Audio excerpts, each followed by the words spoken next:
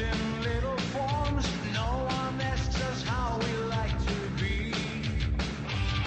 In school they teach us what's a thing, but everyone says different things. But they all convinced that they're the ones to see.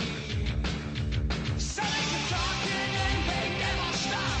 The silent part, you give it up. So the only thing that's left to think is this: I want out to live my life. I want out, leave me be. I want out to do things on my own.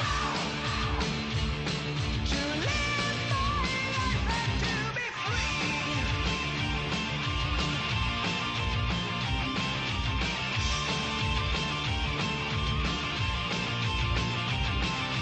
People tell me A and B, they tell me how I have to see things that I have seen already clear.